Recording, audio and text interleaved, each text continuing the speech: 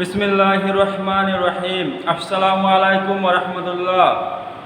আলহামদুলিল্লাহ, আমাদের 4 নম্বর পার্টে আলোচ্য বিষয় ছিল আল্লাহ সুবহানাহু ওয়া তাআলা আমাদের 60, 70, 80 বছরের জিন্দেগির কিভাবে হিসাব নেবে।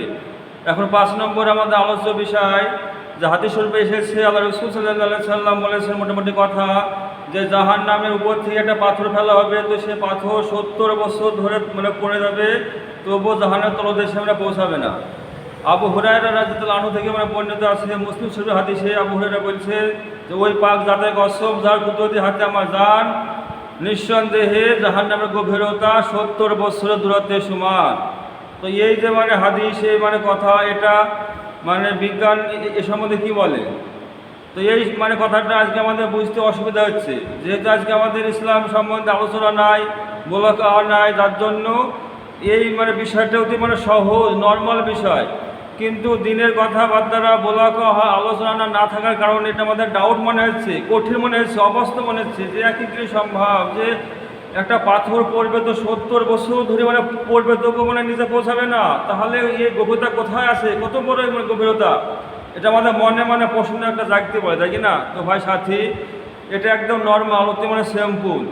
এবার যদি আপনারা মনে করেন যে না এটা কঠিন, এটা কী সম্ভব, তো সে ভাইদের উদ্দেশ্যে আমি বলতে চাই যে এটা যদি মুশকিল হয়, কঠিন হয়, তো আমরা যে বিজ্ঞানের যুগে আছি, বিজ্ঞান নিয়ে চলছি, যে বিজ্ঞানের অবদান, বিজ্ঞান অনেক দূর এগিয়ে গিয়েছে, তো এই বিজ্ঞান এক থেকে অবাস্তব কথা বলছে।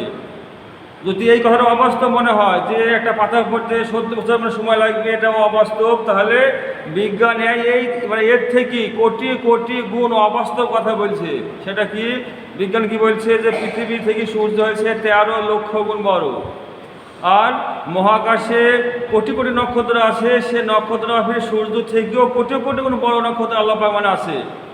এই যে নক্ষত্র কোটি কোটি আছে, তো বলছে এই নক্ষত্রের আলো আজও পৃথিবীতে এসে পৌঁছায়নি। সূর্য দূরত্ব হয়েছে পৃথিবী থেকে 15 কোটি কিলোমিটার, আর এই সূর্যের আলো পৃথিবীতে আসতে সময় লাগে 8 মিনিট 22 সেকেন্ড। 8 মিনিট 22 সেকেন্ড সময় লাগে সূর্য আলো পৃথিবীতে আসতে। আর বিজ্ঞান বলছে মহাকাশে এমন এমন নক্ষত্র আছে যাদের আলো আজও পৃথিবীতে এসে পৌঁছায়নি, রাস্তাতে আছে। তাহলে চিন্তা করেন ও কত দূরে আছে। তো বিজ্ঞানীদের ধারণা যে ওই নক্ষত্রের আলো পৃথিবীতে আসতে কি কোটি কোটি আলোক বর্ষ সময় লাগবে। তাহলে চিন্তা করেন যে তাহলে ওরা কত দূরে আছে। এবার আলোকবর্ষ কাকে বলা হয়? যে আলোর গতিবেগ হয়েছে সেকেন্ডে 1,86,000 মাইল, আর কিলোমিটারে নিয়ে আসলে হয়েছে 3 লক্ষ কিলোমিটার। তাহলে আলোর গতিবেগ সেকেন্ডে 3 লক্ষ কিলোমিটার। তাহলে এই 3 লক্ষ কিলোমিটার বেগে 1 সেকেন্ডে 1 বছরে যত দূরত্ব যাবে, এই যে দূরত্ব, ইহাকে বলা হয় 1 আলোকবর্ষ। তাহলে এরকম বলছে কোটি কোটি আলোকবর্ষ সময় লাগবে ওই নক্ষত্রের আলো পৃথিবীতে এসে পৌঁছাতে। তাহলে ভাববেন যে এখানকার দূরত্বটা কত বড় দূরত্ব। এই যে দূরত্ব, এই দূরত্বর কাছে এই যে 70 বছর সময় লাগে পাথর পড়তে জাহান্নামে, এটা অতি নর্মাল, অতি সিম্পল। আর এটা হচ্ছে সব প্রথম আসমানে। বিজ্ঞান তো এই আসমানের কি শেষ খুঁজে পায়নি, যে কত দূর শেষ কিন্তু খুঁজে পায়নি। কিন্তু কোরআন কি বলছে?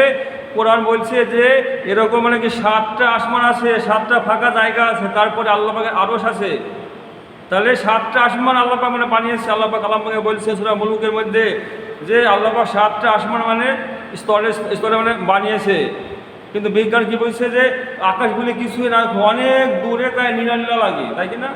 তো ভাই সাথী, যখন দেখবেন যে কথা বিজ্ঞান বলছে এক আর কোরআন বলছে আর এক, মিলছে না, তখন আমাদের ধারণা কী করতে হবে যে কোরআন হচ্ছে সঠিক এবং সত্য, নির্ভুল, আর বিজ্ঞান এখনও সেই জায়গায় পৌঁছায়নি। বিজ্ঞান মেহনত করলে, সময় লাগালে, পরিশ্রম করলে একদিন সেই জায়গায় পৌঁছে যাবে, কোরআনের সঙ্গে মিলে যাবে। কেননা কোরআনে কোনো পরিবর্তন নাই, আর বিজ্ঞানের পরিবর্তন আছে। গ্যালিলিও এক কথা বললো, তারপরে কি কোপার্নিক এক কথা বললো, ডারউইন বলছে কি যে ওই হনুমান থেকে মানুষ তৈরি, এসব মতবাদ, এটা ডারউইনের, তাই কিনা। তো আর কোরআন কি বলছে যে আদম থেকে মানুষ তৈরি। আমাদের আদিপিতা কি আদম আলাইহিস সালাম প্রথম মানুষ, আদম আলাইহিস সালাম থেকে নিয়ে সারা পৃথিবীর সমস্ত মানুষ সৃষ্টি হয়েছে। তো যে কথা কোরআনের সঙ্গে এবং বিজ্ঞানের সঙ্গে মিলে যাবে, সেটা আমাদেরকে মেনে নিতে হবে। আর যেটা মানে মিলছে না মতভেদ হচ্ছে সেখানে কি বুঝতে হবে যে কোরআন আছে সহি, কোরআন সঠিক আছে, বিজ্ঞান এখন সেই জায়গায় পৌঁছায়নি মেহনত করলে বিজ্ঞান সেই জায়গায় পৌঁছে যাবে। এই কথা বলতে আমাদের বিশ্বাস আনতে হবে। তো ভাই সাথী, যে বিজ্ঞান এত মানে কঠিন কথা বলছে, এটা আমরা মানে মেনে নিয়েছি, আমরা কোনো কিছু ভাবিনি যে বিজ্ঞান বলেছে ব্যাস আমরা লিখছি, পড়ছি, প্রাইভেটে গিয়ে পড়ছি, হ্যাঁ স্কুলে গিয়ে পড়ছি, মাস্টাররা বলছে শুনছি, হ্যাঁ বারবার মানে বলো তো হয় শোনা। তো কী হয়েছে, এই সমস্ত মানে কঠিন বিষয় আমাদের মানে সহজ হয়ে গেছে। যেহেতু বিজ্ঞান সম্পর্কে আমাদের স্বচ্ছ ধারণা আছে, এই জন্যে এত বড় মানে কি দূরত্ব কথা বলছে যে এটা আমার কিছু মনে হচ্ছে না, ডাউট মনে হচ্ছে না। কিন্তু কোরআন বা হাদিসে কি বলছে, যেটা পাথর পড়তে সময় লাগবে 70 বছর, তখন আমাদের অবাস্তব মনে হচ্ছে যে আবার কী বলছে যে 70 বছর মানে সময় লাগবে, তার কোথায় মানে গভীরতা এত আছে, আমাদের মানে কি মনে একটা প্রশ্ন আসছে, একটা মানে ডাউট মনে হচ্ছে। তো আমাদের একমাত্র কারণ আমাদের আলোচনা বলা কহা না, এই জন্যে। ওই যে সম্মানীয় সাথী, আমাদের কি আলোচনা করতে হবে, বারবার আমরা বলতে হবে, শিখতে হবে। তো কী হবে, আমাদের এই সমস্ত বিষয়গুলো সম্বন্ধে স্বচ্ছ ধারণা আসবে। মানুষ যে জিনিসের মধ্যে মেহনত করবে সে জিনিস নিয়ে কি মানে আগে বাড়বে, যার মেহনত করবে তা নিয়ে আগে বাড়বে। ওই জন্য আমাদেরকে হাদিস কোরআন মানে কি বারবার পড়তে হবে, শিখতে হবে, মানে বাচ্চাদেরকে মানে পড়াতে হবে, মক্তবে মানে পাঠাতে হবে, শিখতে হবে। কেননা দুনিয়া সে ক্ষণস্থায়ী জিন্দিগি, অল্প সময়, আসল জিন্দিগি তো মৃত্যু দিয়ে শুরু হবে, আসল জিন্দিগি আখিরাতের জিন্দগি, তাই কি না? ওই জন্য কোরআনের জ্ঞান হয়েছে কি, কোরআন হচ্ছে মানে অসীম জ্ঞান, আর বিজ্ঞান হচ্ছে কি, বিজ্ঞান হচ্ছে সসীম জ্ঞান, সসীম, আর কোরআন হচ্ছে অসীম জ্ঞান। বাংলা শিক্ষাকে কি বলা হয়, জেনারেল শিক্ষিত, মানে জেনারেল জ্ঞান মানে সাধারণ জ্ঞান, জেনারেল জ্ঞান। আর অসাধারণ শিক্ষা, অসাধারণ জ্ঞান, সেটা হচ্ছে কি, সেটা হচ্ছে কোরআনের শিক্ষা। ওই জন্য আমাদের প্রত্যেককে কোরআন শরীফ শিখতে হবে, আল্লাহ সম্পর্কে জানতে হবে, আল্লাহ বরত্ব, মহত্ব, জান্নাত, জাহান্নাম, হ্যাঁ এই দুনিয়া ক্ষণস্থায়ী, আখিরাত চিরস্থায়ী, এই সম্পর্কে বিস্তারিত কথা আমাদের বারবার গুলোকে আলোচনার মধ্যে আমাকে আনতে হবে। তাহলে এই সমস্ত বিষয়গুলো আমাদের ডাউট মনে হবে না।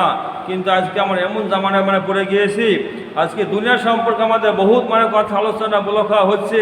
তো দুনিয়া আমাদের মানে সামনে কি স্বচ্ছ মানে পরিষ্কার হয়ে গেছে, কিন্তু আখিরাতটা আমাদের কি উজ্জ্বল মনে হচ্ছে, আমাদের বুঝে আসছে না আমরা সন্দেহ মানে প্রকাশ করি যে আবার কী কী হবে, কী বলছে। কেননা এই সম্বন্ধে আমাদের আলোচনা বলা নাই, এই জন্যে। ওই জন্য ভাই সাথী, আজ বিজ্ঞান বলছে যে আকাশ বলে কিছুই নাই, অনেক দূরে তাই নীলা নীলা মানে মনে হয়, কিন্তু কোরআন বলছে এরকম 7 আসমান আছে। তো আমাদের এই কথার প্রতি একই রাখতে হবে। আসমান তো অবশ্যই আছে, কিন্তু বিজ্ঞানের জ্ঞানের বহর নাই যে সে আসমান পর্যন্ত পৌঁছাবে। একটা মানে পুকুরে 2-5 জন মানে ছেলে পেলে মানে পানিতে মানে খেলছিল, মানে সাঁতার কাটছে, 8-10 বছরের ছেলে পানিতে মানে সাঁতার কাটছে। আর উপরে 2-4 জন মানে বয়স্ক মুরব্বীর লোক মানে বসে আছে, মুরব্বী মানে বলছে বাবু মানে ডুব মারো, মানে কতটা পানি দেখো, এবং দল থেকে মাটি মানে তুলে নিয়ে এসো, ওই পুকুরে ডুব মেরে মাটি তুলে নিয়ে এসো। তো ওই মানে বাচ্চা ছেলে 8-10 বছরের মানে ছেলে, ওরা মানে পানিতে মানে ডুব মেরেছে, উঠে আসছে, ডুব মারছে, উঠে আসছে, কিন্তু মাটি আনতে পারছে না অনেক চেষ্টা করে। কি বলছে যে চাচা যান, পুকুরে তলা নাই নাহলে আমি তো অবশ্যই মাটি তল থেকে আনতে পারতাম, আমি আনবো, কিন্তু আসলে কথা হচ্ছে কি যে এই পুকুরে তলা নাই। আপনারা বলেন দেখি যে পুকুরে কি মানে তলা নাই? পুকুরে তো অবশ্যই তলা আছে কি না? কিন্তু ওই যে মানে বাচ্চা ছেলে 8-10 বছরের বয়স, ওর যে মানে সাঁতার বা দমের যে মানে বহর, ওই মানে বহর নাই যে মানে তলে গিয়ে মাটি নিয়ে আসতে পারবে, এই মানে বহর আর নাই তো মহতরম সাথী, আজকে যে বিজ্ঞান এত উন্নতি করেছে, এত কিছু আবিষ্কার করেছে, কিন্তু বিজ্ঞানের এই পরিমাণে বহর নাই যে ওই আসমান সম্পর্কে ধারণা মানে দিবে। হ্যাঁ, যে প্রথম আসমানের শেষ মানে কদ্দূরে এটা মানে বলতে পারবে, এই মানে জ্ঞানের বহর নাই। বিজ্ঞান কি বলছে যে মহাকাশে কোটি কোটি নক্ষত্র আছে, মানে কোটি কোটি অগুন্তি আছে, মানে কটা আছে মানে নির্দিষ্ট করে বলতে কিন্তু পারছে না। কিন্তু মহতরম সাথী, আল্লাহ সুবহানাহু ওয়া তাআলা কালাম পাকে পরিষ্কার জানিয়ে দিয়েছে কি, যেরকম 7টা আসমান আছে, তারপরে আছে আল্লাহ পাকের আরশ। তো এই বিষয়ে আমাদের পরিপূর্ণ জ্ঞান মানে রাখতে হবে। তো ভাই সাথী রাখেন, যেখানে বিজ্ঞান বলছে যে সূর্য থেকে মানে কোটি কোটি গুণ মানে বড় নক্ষত্র আছে মহাকাশে, আর মানে কি পৃথিবী থেকে কোটি কোটি মানে দূরে আছে, ওর আলো আসতে কি হবে মানে কয়েক কোটি আলোক বছর সময় লাগবে। তো এই যে দূরত্ব, এই দূরত্বর কাছে মানে 70 বছর, এটা কোনো ব্যাপারই না, অতি নর্মাল, অতি মানে সামান্য। যদি কোনো মানুষকে 100 তলা বিল্ডিং থেকে মানে ফেলে দেওয়া হয়, তো পড়তে মোটামুটি না হলেও 10 সেকেন্ড সময় লাগবে কি না? কিছু না হলেও 10 সেকেন্ড সময় তো লাগবে, কিন্তু 10 সেকেন্ড আলোর মানে গতিবেগ মানে কত হবে চিন্তা করেন। যে 1 সেকেন্ডে যাচ্ছে কত 3 লক্ষ কিলোমিটার। তাহলে এই যে মানে 1 বছর যদি আমরা মোটামুটি 1 বছরের আলোর মানে গতিবেগ এখানে মানে নিয়ে আসি, তো এই 70 বছর কিন্তু কি কভার হয়ে যাবে। বিজ্ঞানের যে মানে তথ্য, বিজ্ঞানের যে মানে ধারণা, যে এই যে মানে আলোর মানে গতিবেগ ওনারা আমরা বলছে যে মানে ছুটে আসছে পৃথিবীর দিকে, আলোর রাস্তাতে আসে এখন সেখানে পৌঁছায় নিখো। তো এই যে মানে 1 মানে বছরে যে পরিমাণ দূরত্ব অতিক্রম করে মানে যাবে, এই দূরত্ব যদি এখানে সেট করা যায় মানে 70 বছরের সঙ্গে, তো কী হবে, এটা মানে কভার হয়েও মানে আরও থেকে যাবে, এটা কভার মানে করে ফেলাবে। তাহলে এটা কী হলো, অতি নর্মাল হয়ে গেল, অতি সাধারণ, অতি মানে সিম্পল হয়ে গেল। এই 70 বছর এটা কোনো ব্যাপারই না, একদম মানে সিম্পল। কিন্তু এই বিষয়ে আমাদের বলা আলোচনা না থাকার কারণে এটা আমাদের কঠিন মনে হচ্ছে। আর বিজ্ঞান বলেছে এটা কোনো আমাদের ব্যাপারই না, আমরা মেনে নিয়েছি।